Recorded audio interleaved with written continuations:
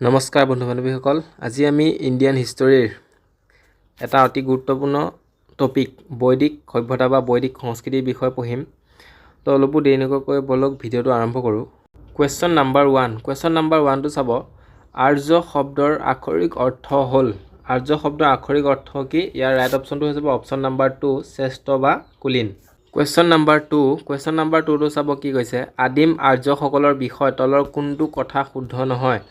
ইয়াৰ right option কোনটো হৈ যাব? ইয়াৰ ৰাইট অপশ্যনটো হৈ যাব অপশ্যন নাম্বাৰ ডি। তেওঁলোকে মূলতঃ ক'ত বাস কৰিছিল? চহৰত বাস কৰিছিল। এইটো সত্য নাছিল। কুৱেশ্যন নাম্বাৰ 3টো চাব। এই শস্যৰ ভিতৰত কোনটো শস্যৰ বিষয়ে বৈদিক যুগৰ মানুহৰ জ্ঞান নাছিল? ইয়াৰ ৰাইট অপশ্যনটো হৈ যাব অপশ্যন নাম্বাৰ 4 ধপাত। ধপাতৰ বিষয়ে বৈদিক যুগৰ মানুহৰ জ্ঞান নাছিল। কুৱেশ্যন নাম্বাৰ 4টো চাব কি কৈছে। উত্তৰ বৈদিক যুগৰ বৈদিক বিৰোধী আৰু ব্ৰাহ্মণ বিৰোধী ধৰ্মগুৰুসকল কি নামেৰে জনা গৈছিল? ইয়াৰ ৰাইট অপশ্যনটো হৈ যাব অপশ্যন নাম্বাৰ বি শ্ৰমণ নামেৰে জনা গৈছিল। কুৱেশ্যন নাম্বাৰ 5টো কি কৈছে। বৈদিক গণিতৰ এটা গুৰুত্বপূৰ্ণ অংশ হ'ল। ইয়াৰ ৰাইট অপশ্যনটো কোনটো হৈ যাব? ইয়াৰ ৰাইট অপশ্যনটো হৈ যাব অপশ্যন নাম্বাৰ গ শুল্ব সূত্ৰ। কুৱেশ্যন নাম্বাৰ 6টো কি কৈছে চাব। কোনখন বেদত প্ৰাচীন বৈদিক যুগৰ সংস্কৃতিৰ তথ্য দিয়া হৈছে? ইয়াৰ ৰাইট অপশ্যন কোনটো হৈ যাব? অপশ্যন ক ঋগ্বেদত।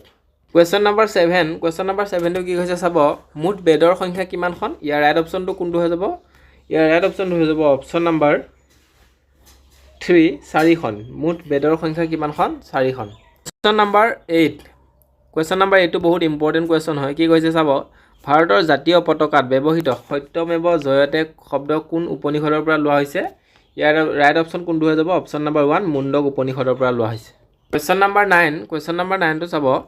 ঋগ্বেদিক আৰ্যসকলৰ প্ৰধান বৃত্তি কি আছিল? ইয়াৰ ৰাইট অপশ্যন কোনটো হৈ যাব? অপশ্যন নাম্বাৰ 2 পশুপালন।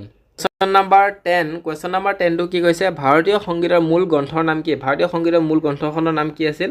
ইয়াৰ ৰাইট অপশ্যন কোনটো হৈ যাব? Option number D Samaveda. Question number 11টো কি কৈছে চাব। প্ৰথম আইন প্ৰণেতা কোন? ইয়াৰ ৰাইট অপশ্যন কোনটো হৈ যাব? অপশ্যন নাম্বাৰ ক মনু।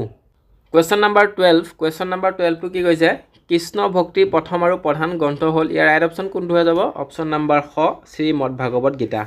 কুৱেশ্যন নাম্বাৰ 13টো চাব কি কৈছে। ঋগ্বেদত সম্পত্তিৰ প্ৰধান ৰূপ কি? ইয়াৰ ৰাইট অপশ্যন কোনটো হৈ যাব? অপশ্যন নাম্বাৰ 1 এইটো গৰুৰ বানানটো ভুল আছে। গৰু প্ৰজনন হ'ব। গৰুৰ প্ৰজনন হৈছে ঋগ্বেদত সম্পত্তিৰ প্ৰধান ৰূপ। নাম্বাৰ 14 ঋগ্বেদৰ কোনটো মণ্ডলত শূদ্ৰৰ কথা প্ৰথমবাৰ উল্লেখ কৰা হৈছে? ইয়াৰ ৰাইট অপশ্যন কোনটো হৈ যাব? অপশ্যন নাম্বাৰ 4 10 নম্বৰ মণ্ডলত। কুৱেশ্যন নাম্বাৰ 15টো কি কৈছে চাব। পুৰাণৰ সংখ্যা কিমান? এইটো কুৱেশ্যন এক্সামত অহা দেখা যায়, গতিকে ইম্পৰ্টেণ্ট নোট কৰি ল'ব। ইয়াৰ ৰাইট অপশ্যন কোনটো হৈ যাব? Option number 1 18খন। পুৰাণৰ সংখ্যা কিমান? 18। কুৱেশ্যন নাম্বাৰ 15টো চাব। বৈদিক ধৰ্মৰ মূল বৈশিষ্ট্য আছিল তলৰ কোনটোৰ পূজা কৰা? ইয়াৰ ৰাইট অপশ্যন কোনটো হৈ যাব? অপশ্যন নাম্বাৰ ক প্ৰকৃতিক পূজা কৰা। বৈদিক ধৰ্মৰ মূল বৈশিষ্ট্য আছিল প্ৰকৃতিক পূজা কৰা। কুৱেশ্যন নাম্বাৰ 16টো চাব। ঋগ্বেদত কোনজন দেৱতাৰ বাবে পুৰন্দৰ শব্দ ব্যৱহাৰ কৰা হৈছে? ইয়াৰ ৰাইট অপশ্যন কোনটো হৈ যাব? অপশ্যন নাম্বাৰ 1 ইন্দ্ৰৰ বাবে ঋগ্বেদত পুৰন্দৰ শব্দৰ ব্যৱহাৰ কৰা হৈছে। কুৱেশ্যন নাম্বাৰ 17টো চাব। শুল্ব সূত্ৰ কোন বিষয়ৰ লগত জড়িত পুথি?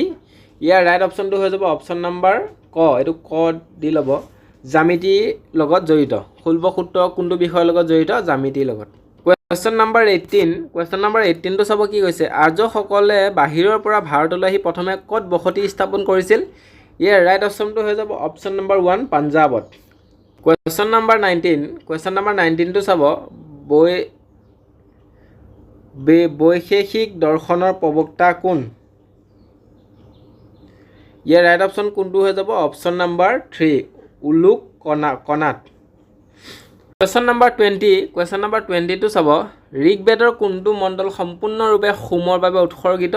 ইয়াৰ ৰাইট অপশ্যন কোনটো হৈ যাব? অপশ্যন নাম্বাৰ গ নৱম বিভাগটো ঋগ্বেদৰ হোমৰ বাবে উৎসৰ্গিত। যদি ভিডিঅ'টো ভাল লাগিল তেনেহ'লে চেনেলটো ছাবস্ক্ৰাইব কৰি ল'ব, লগতে বন্ধু বান্ধৱীৰ লগত শ্বেয়াৰ কৰি দিব ভিডিঅ'টো। তো আজিলৈ ইমানেই, ধন্যবাদ।